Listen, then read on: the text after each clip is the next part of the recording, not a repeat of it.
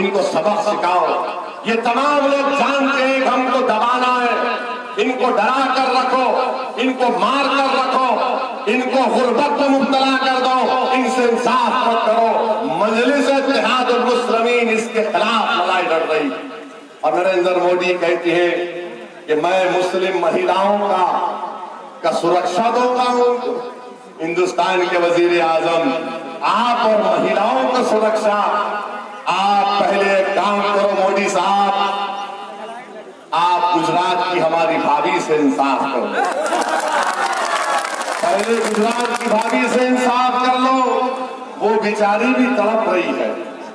उसने भी कहा कि जब पिया बुलाएंगे मैं दौड़ती हुई चली जाऊंगी। मगर मोदी को मोहब्बत नीतीश से है, ये लैला मजनू है। इनका काम सिर्फ लोगों को धोखा देना है।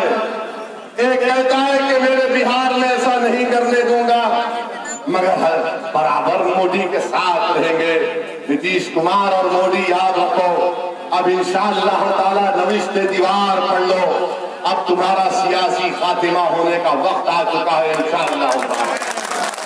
यकीनन इंशाअल्लाह ताला किशनगंज से अख्तरुल ईमान की कामयाबी यकीनी है इंशाअल्लाह ताला।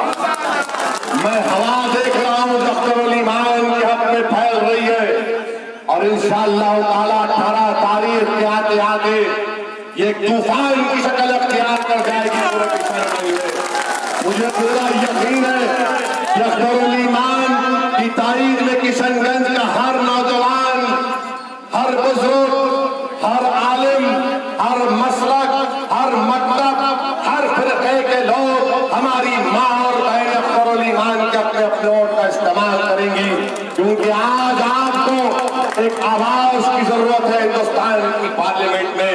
पता कि आप कि ट्रिपल तलाक का बिल पेश हुआ हिंदुस्तान की पार्लियामेंट में और क्या किया कांग्रेस ने, मौलाना मरहूम से कहा कि मौलाना आप इस बहस में हिस्सा मत लीजिए।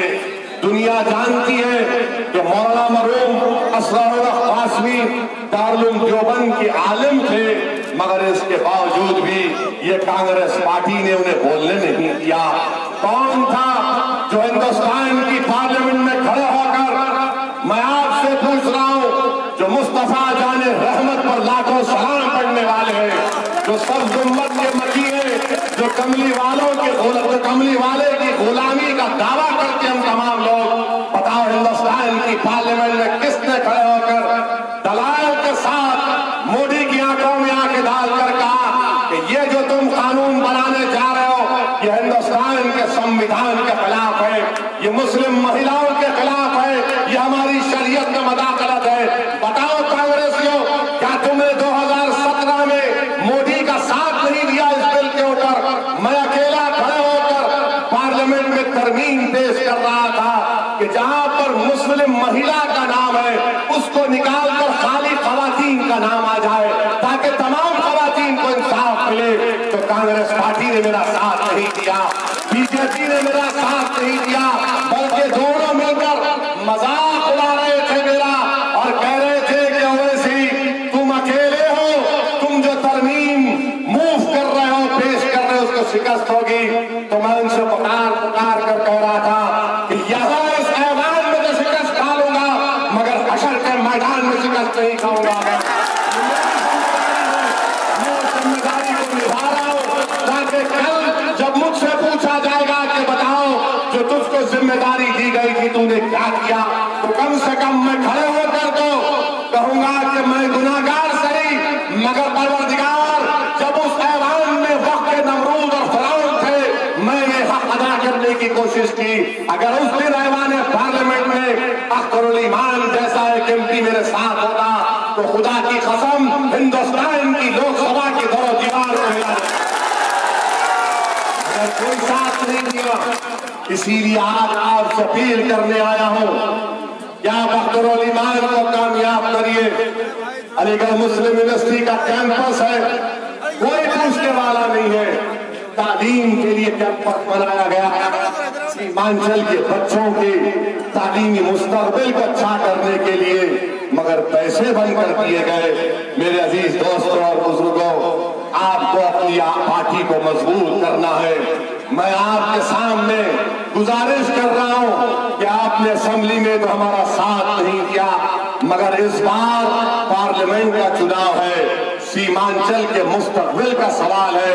हिंदुस्तान की लोकसभा में आपकी बेबाक आवाज को आपको भिजाना है और यकीनन इंशाअल्लाह ताला मैं जो हालात मुल्क के देख रहा हूं, इंशाअल्लाह ताला मित्रों का काम हो जाएगा, मोदी नाकाम हो जाएगा, मोदी नाकाम हो जाएगा। याद रखो, हिंदुस्तान की तारीख का सबसे झूठा प्राइम मिनिस्टर रहा है, झूठों का शहंशाह है।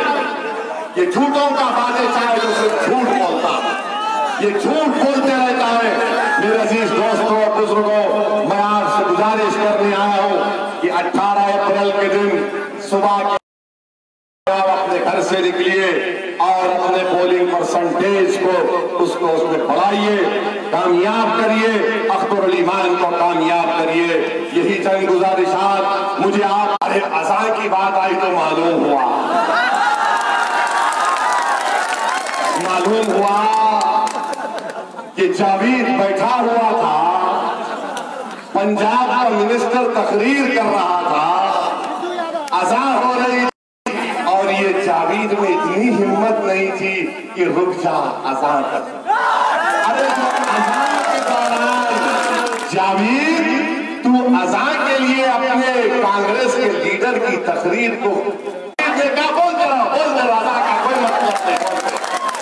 ये फर्क है मजलिस में, अख्तर ईमान में, और वो नाम निहाद जो भी है उसका नाम।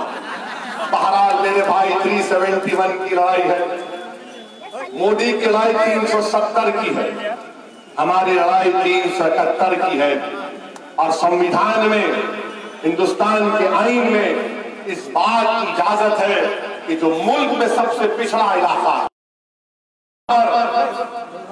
तालीम का फुकदान है, जहां पर खवानगी का तनासुब सबसे खराब है, जहां पर माशी तौर पर लोग गरीब हैं, सेहत के जो आदाद और शुमार है सबसे खराब है।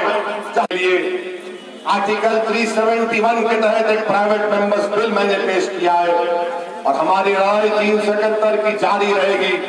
हमारी लड़ाई सीमा